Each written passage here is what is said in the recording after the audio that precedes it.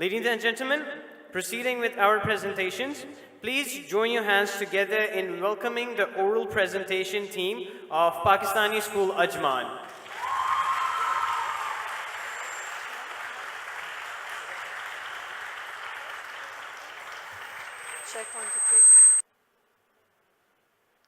Assalamu alaikum. My name is Lara Bukhari and I've come from Pakistani school Ajman along with my team members Huda Sharif, Anamta Faisal and Yumna Mujib to present on the topic climate changes affecting the environment.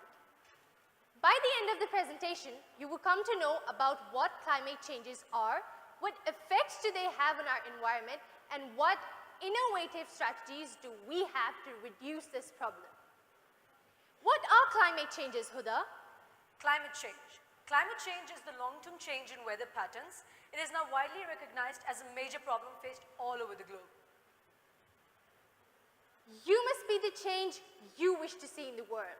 In order to change the world, we will first have to start with ourselves.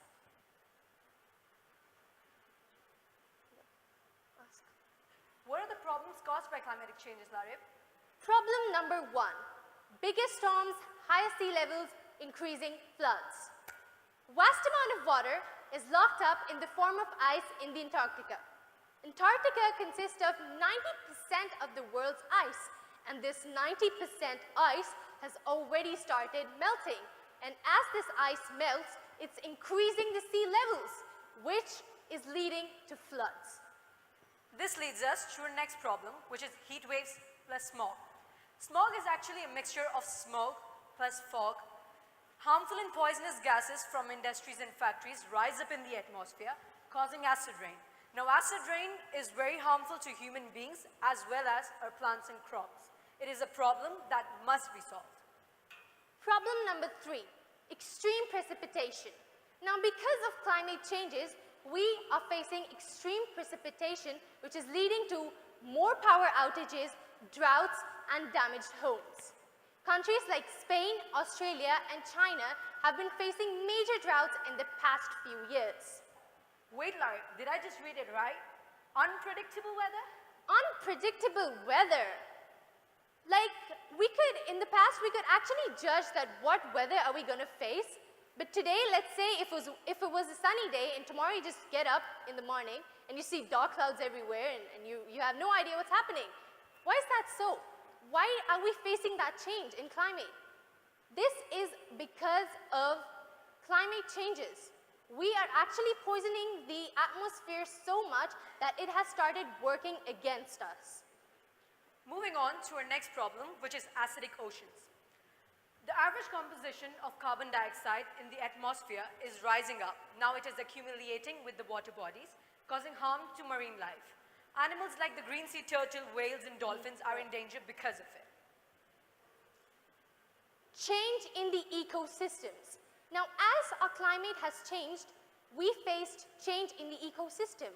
And because of this, some of our animals extinct. And most of them are on the verge of extinction. Animals like polar bears, frogs, and penguins have been hit hardest because of climate changes. What's the risk to our future, Huda? If we don't act now, the cost and consequences will grow. Our marine life is facing severe problems. Our marine-based economies are suffering as fishes and shellfishes are dying. 29 billion buildings and roads at risk? Whoa, that's a huge amount. And why is that so? Why are they at risk? It's because of this rising sea levels, which are leading to floods. More and more floods only because of rising sea level. Our snowpacks are melting. The average Washington snowpack has melted up to 40%. Yes, big question there. PNW acres is burned by wildfires every year. Now, as you can see, as you saw in the previous slide, the storms that we faced in 2010 were at very less as compared to what we're going to face in the 2050. So if we do not act now, we should all just get ready to face this trouble. Factors causing climate changes. What are those, Huda? There are two causes, natural causes and human interventions. The natural causes include volcanic activities and solar radiations. These factors are unstoppable. However, we could still work on solar radiations by ceasing the depletion of the ozone layer. Moving on to human intervention. Are we really the cause to climate changes? Yes, obviously we are, because we've been using fossil fuels so excessively that they have poisoned our atmosphere now. Our atmosphere is full of harmful gases. We've been acidifying the oceans by letting waste into the water bodies. This has caused a really big problem for our aquatic life. Deforestation. Countries like Pakistan are facing deforestation. According to the international standards, the minimum percentage of forest land in a country should be 25%.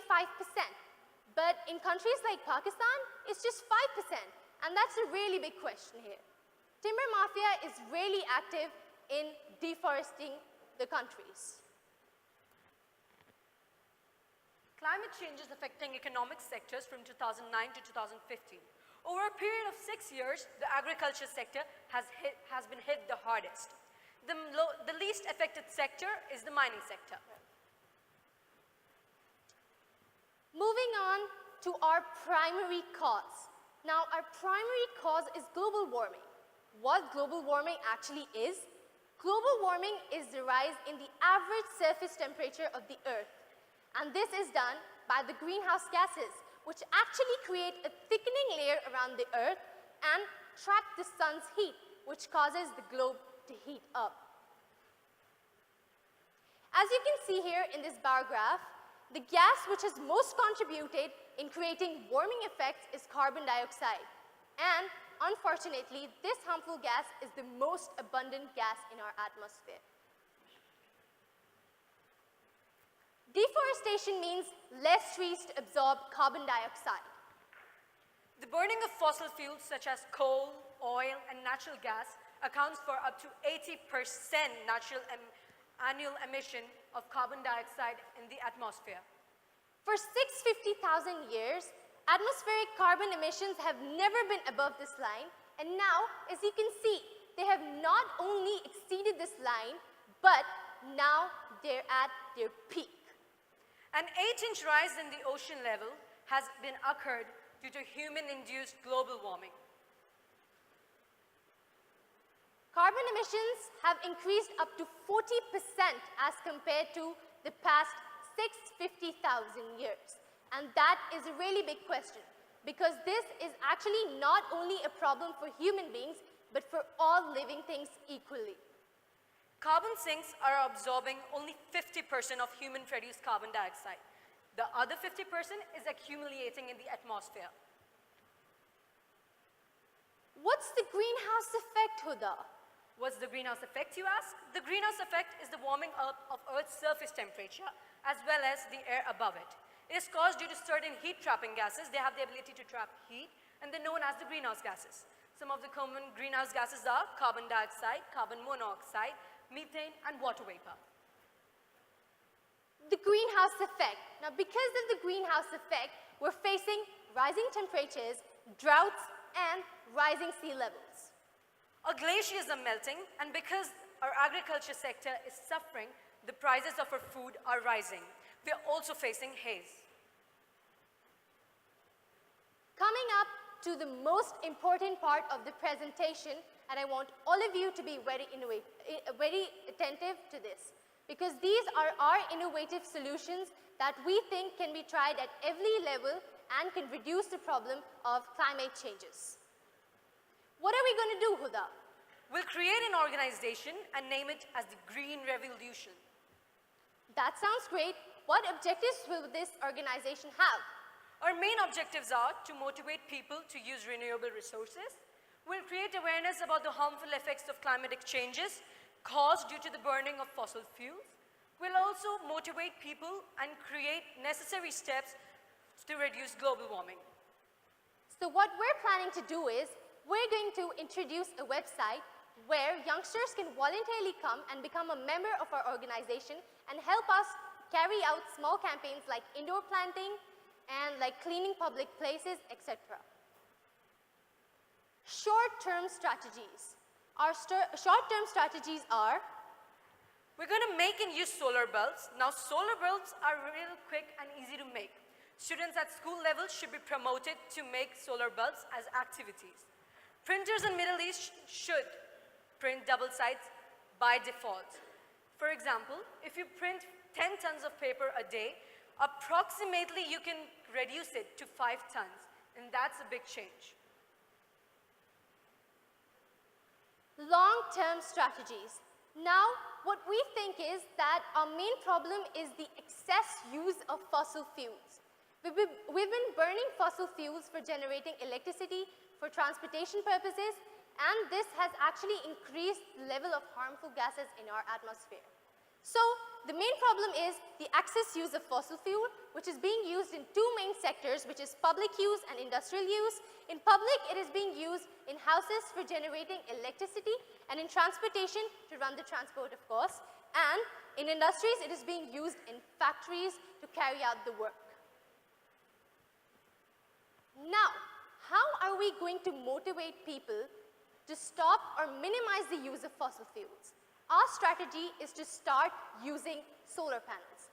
Yes, you heard right, solar panels. We're going to motivate people to start using solar panels. And how are we going to do that? Why will somebody buy a 10,000 dirham solar panel when they have no benefit for it and they can't even afford it? So what we're going to do is we, as the Green Revolution organization, are going to encourage the government to start motivating people to start using solar panels. In houses, we can actually encourage the government to start giving them discount in electricity bills, discount in government-related charges like house licenses and identity cards, and in this way, they will actually be motivated and encouraged to start using solar panels. Transportation. How are we going to reduce the dependency of fossil fuel in transportation? In transportation, we'll encourage the use of hybrid cars. Now, the big question here is, why would someone leave their luxurious and stylish car for some hybrid car? It's because they'll be benefited in return. They'll receive discounts on industrial taxes for cars, but the best part is, they'll be rewarded by free toll tax, such as SALIC. How are we going to minimize the use of fossil fuels in industries and factories? We as the Green Revolution organization are going to motivate the government to start giving discounts to the factories which use solar panels. So they'll be benefited with tax discounts, discount in land prices, discounts in prices of raw materials, and in this way they will actually be motivated for buying solar panels. And in this way we can also reduce the dependency of fossil fuels. Now the question here is, why are we asking the government to do all this, to give benefits to the people? Because we think that the government is more influential than any other organization or individual. We think that the government can actually do things at a larger scale.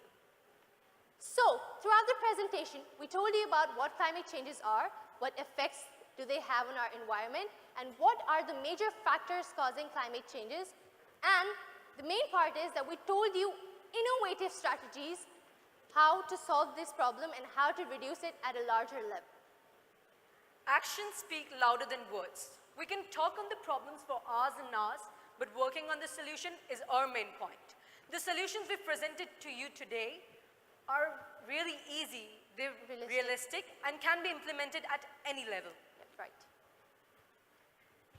So, what we're going to do is, the only way how we can stop or minimize climate changes is if we get united. Because a person alone cannot do as much as what people can do when they're united.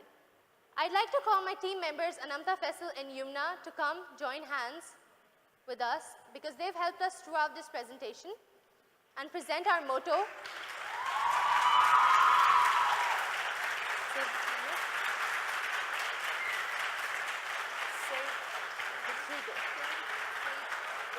Save the planet, change the environment, reinvent the future. Thank you. Thank you so much. Thank you so much, Cool. Please stay for the question and answer session.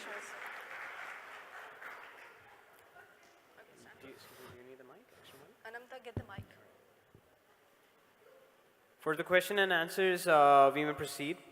Okay. Okay, first of all, well done, great presentation. So, short and crisp. The bottom line of your talk was that we need to be united if we really want to bring a change. Yep, right. And then you proposed two solutions which are, not kind of aligned with this thought. You said we'll make our own organization, and then you said we'll make our own solar bulbs. So why? I mean, why don't you find synergies? Why don't you would you like to support organizations who are already working in the sector or the technologies which are already available? Thank you. So what we think is that those organizations are not working all together on all these points. Like the solar bulb we were actually talking about was actually a bottle, a plastic bottle, which you're going to fill in with bleach and water. And we're going to fix them on the rooftops of buildings. Actually, what they're going to do is they're going to reflect the sun's light. Now, they don't actually work in the night, but what do they do? Like, for example, if we're using 100 units of electricity every day, for example, if a building is using 100 units of electricity every day, 30 units during the day and the other 70 units during the night. So it can actually minimize those 30%, 30 units that you're using during the day. And what we think is that an organization, I've never seen an organization here that is really active and stopping all these things. I've never seen it. But we as the young youth have the spirit inside us that we can actually do this. And we're going to do this.